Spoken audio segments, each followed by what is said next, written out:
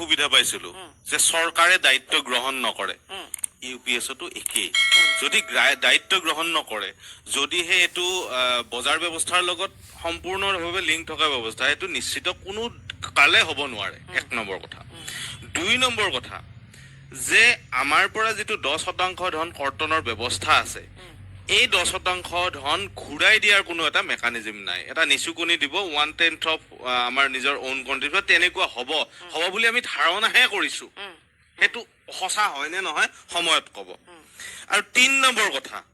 যে দৰমহা সংশোধনীৰ যোগেদি যিটো আমাৰ পেনশন আৰু স্যালাৰি সংশোধনী হয় এই ব্যৱস্থাটোৰ পৰা আঁতৰ ৰখা হৈছে আন কেইটামানো অসুবিধা আছিলে যোৱা সময়ছোৱাত আমি মাননীয় মুখ্যমন্ত্ৰী মহোদয়ৰ আলোচনা কৰাৰ পিছত কেইটামান বস্তু এড্ৰেছ হৈছে সেই কাৰণে বহুত আমি আশাবাদী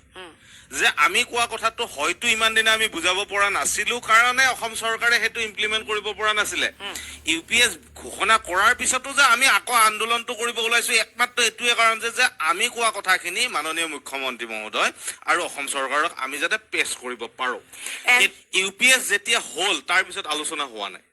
এনপিএছ যেতিয়া হৈ আছিল তেতিয়া আমি আলোচনা কৰিছিলো যেতিয়া এনপিএছ সৰ্বভাৰতীয় পৰ্যায়ত আমি বেছি দিন হোৱা নাই অসমত আজি কেইদিনমান আগতে অক্টোবৰৰ আপোনাৰ 6 তাৰিখে আপোনাৰ এনাউন্স হৈছে ইয়াতে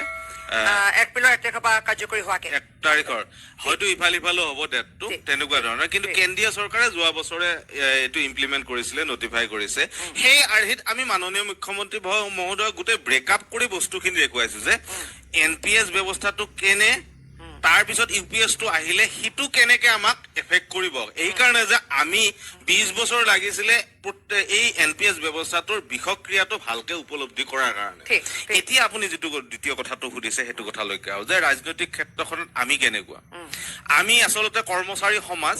প্ৰত্যেকটো প্ৰান্তৰ পৰা প্ৰত্যেকটো কেটেগৰীৰ পৰা আহা আমি ব্যক্তি সেই কাৰণে প্ৰত্যেক অসমৰ প্ৰত্যেকটো স্তৰৰ ব্যক্তিক আমি প্ৰতিনিধিত্ব কৰো কোনবা অত্যন্ত ধনী ব্যক্তিৰো লৰা ছোৱালী বা তেওঁলোকৰ পৰিয়ালৰ মানুহ কৰ্মচাৰী হিচাপে অত্যন্ত দুখীয়া মানুহ কৰ্মচাৰী হিচাপে থাকে সকলো কাষ্ট কেটেগৰী যিমান সাবকাষ্ট আছে সবৰ পৰা প্ৰতিনিধিত্ব কৰো সেই কাৰণে আমি অসমখনৰ এমপ্লয়িজ কিনে গোটেই গণতন্ত্ৰৰ প্ৰতিনিধিত্ব কৰো বুলি আমি ক'ব পাৰো আমি যদিও দেখাত মাত্ৰ 5 লাখ ভোটাৰ বুলি আপুনি কয় নহয় 5 লাখ ভোটাৰ নহয় আমি 1 কোটি ভোটাৰক আমি মানে হেৰি কৰিব পাৰো মানে হয় পৰিয়ালটো আছে মোৰ ঘৰৰ সাৰাউণ্ডিং ফেমিলিজ আছে যিমানখিনি মোৰ ডিপেন্ডেন্ট আছে আৰু আমি প্ৰত্যেকে একোজন আমাক চৰকাৰে বহুত ক্ষেত্ৰত কেতিয়াবা আমাক অলপমান সন্মান হানি কৰে কিছুমান ব্যক্তিয়ে চৰকাৰে নকয় না কিছুমান ব্যক্তিয়ে কৰে যে কৰ্মচাৰী হিচাপে আমি বেনিফিচিয়াৰী টাইপৰ আমি বিহেভ কৰে যিটো ক্ষেত্ৰত আমাৰ গাত লাগে কিন্তু কথাটো হৈছে কৰ্মচাৰী বেনিফিচিয়াৰী নহয় কৰ্মচাৰী সকলৰ যোগ্যতাৰ ভিত্তিত আজি এজন টিচাৰ আছে আজি এজন এমপ্লয়িজ আছে আইএএছ অফিচাৰ আছে এসিএস অফিচাৰ এটা দীঘলীয়া পৰ্যায়ৰ প্ৰস্তুতিৰ পিছত কৰ্মচাৰী হিচাপে আহে বিষয়া হিচাপে আহে শিক্ষক হিচাপে আহে আৰু তেওঁলোকৰ দায়িত্ব আৰু তেওঁলোকৰ টাৰ্গেট মানে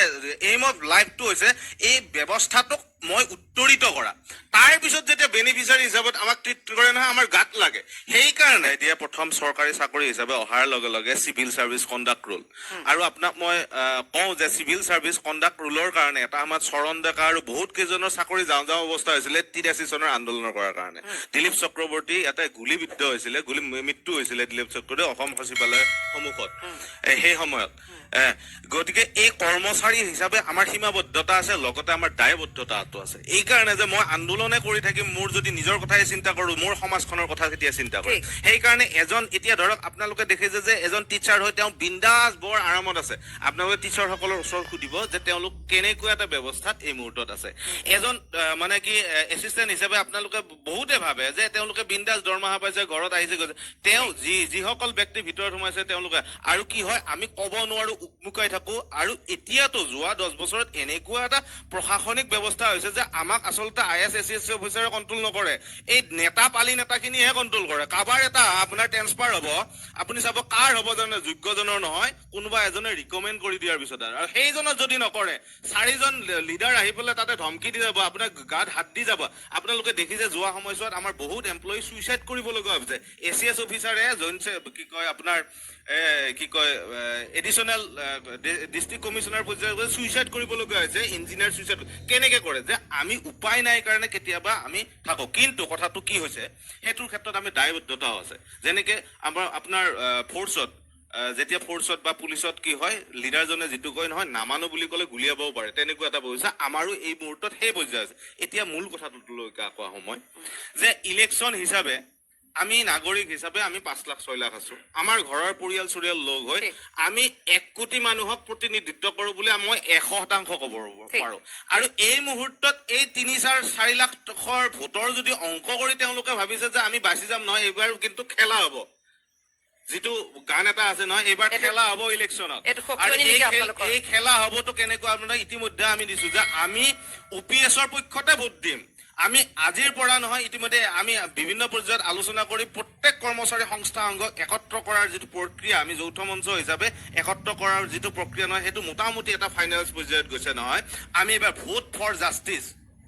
যিয়ে জাষ্টিছ দিব তেওঁকহে ভোট দিয়াৰ কথা আমি চিন্তা কৰিছো আমি কোনো দলৰ নহয় কোনো ৰাজনৈতিক নেতাৰ প্ৰতিনিধিত্ব নকৰো যেহেতু আমি সংবিধানে অধিকাৰ দিছে যে প্ৰত্যেকে নিজৰ নিজৰ প্ৰতিনিধি নিৰ্বাচনৰ কাৰণে তেওঁলোক মুক্ত সংবিধানে অধিকাৰ দিছে আৰু সেই কাৰণে আমি আমাৰ MLA সকলক আমাৰ MP সকলক যেতিয়া মানে আমি নিৰ্বাচন কৰিম নহয় আমি অসমৰ কৰ্মচাৰীসকলে এইবাৰ গুৰুত্বপূৰ্ণ ভূমিকা গ্ৰহণ কৰিম আৰু সেই গুৰুত্বপূৰ্ণ ভূমিকা অনাগত সময়ত আপোনালোকৰ স্পষ্ট নিচুকনি বটা মাজে মাজে আপুনি যিটো ক'লে যে পিতৃ মাতৃক চোৱাৰ কাৰণে 4 দিন 2 দিন ছুটি দিয়ে আৰু সেইদিনা দুৰ্ভাগ্যবশতঃ মোৰ এটোৱে দুখ লাগে যে সেইদিনা অসম চৰকাৰে কেনেকে বুজি পালে যে সেই 4 দিনতে মোৰ মা দেউতাৰ প্ৰয়োজন হ'ব মোৰ কাৰণে বৰ আচৰিত ধৰণৰ কথা নাই মোৰ মা দেউতাৰ বেমাৰ কিন্তু সেই 4 দিনতে হ'ব লাগে বুলি চৰকাৰীভাৱে তেওঁলোকে একটা সিদ্ধান্ত গ্ৰহণ কৰিছে বৰ দুখ লগা কথা কাৰণ যেতিয়া দৰকাৰ হয়তো মই যাবই লাগিব এনেকুৱা ধৰণৰ বাকি মানে কি বিশেষ আমাৰ বেনিফিচিয়াৰী বুলি ক'ব খোজে আমাৰ অসম চৰকাৰে মাজে মাজে ওলাই যে আমিও বেনিফিচিয়াৰী একচুৱেলি আমি বেনিফিচিয়াৰী নহয় আমি ঘৰৰ সদস্য আৰু সেই ডিফাৰেন্সটো আনিছে NPS আমাক বেনিফিচিয়াৰী কৰি দিলে ইমান দিনা ঘৰৰ সদস্য আছিলো আপোনাৰ ঘৰৰ ল'ৰাটোই যদি কালিলৈকে আপোনাক বেনিফিচিয়াৰী বুলি কয় মানে অৱসৰ কিন্তু আমাক যে 100% আমাৰ ল'ৰা ছোৱালীয়ে যে বেনিফিচিয়াৰী ক'ব অৱসৰৰ পিছত একদম নিশ্চিত কাৰণ তেওঁলোকৰ পৰাহে আমি খাই থাকিব পাৰিম যিটো এটা আমাৰ কাৰণে কষ্ট আৰু দুৰ্ভাগ্যবশতঃ আপুনি দেখিছে যে আমাৰ অসমৰ সংস্কৃতিত আমি বহুত দেৰিকে বিয়া পাতো সেইকাৰণে আমাৰ চাকৰিও বহুত দেৰিকে হয় এনেকুৱা হয় আৰু ল'ৰা ছোৱালী যেতিয়া মেট্ৰিক পৰীক্ষা দিব হায়াৰ ছেকেণ্ডাৰী পৰীক্ষা দিব নহয় তেতিয়াহে ৰিটায়াৰ হওঁ তাৰপিছত মই খাবৰ কাৰণে মই কষ্ট কৰিম ল'ৰা ছোৱালীৰ কাৰণে কৰিম আৰু বহুত ইতিমধ্যে অৱসৰ পোৱা বেছিভাগে কলেজৰ পৰা ল'ৰা ছোৱালী উলিয়াই আনি ফেক্টৰীত কাম কৰাব দিছে মই আপোনাক সেইবিলাক ভিডিঅ' আমাৰ আছে কেতিয়াবা আপোনালোক শ্বেয়াৰ কৰিম সেই অৱস্থা এটালৈকে লৈ গৈছে যিটো অৱস্থাই এনেকুৱা এটা পাক চক্ৰত আমাৰ অসমীয়া সংস্কৃতিটোক তছনছ কৰি দিছে আপোনালোকে ক'বই নোৱাৰে আৰু যিটো কথা কৈছে যে বহুতে কৈ আছে যে এতিয়া বিয়া কৰাওঁতে NPS মই চাব যে আপোনালোকে বহুত হয়তো নিউজ পাব যে বৃদ্ধ মানে কি কয় অৱসৰ পোৱা OPS পোৱা মানে মানুহ পালে কিজানি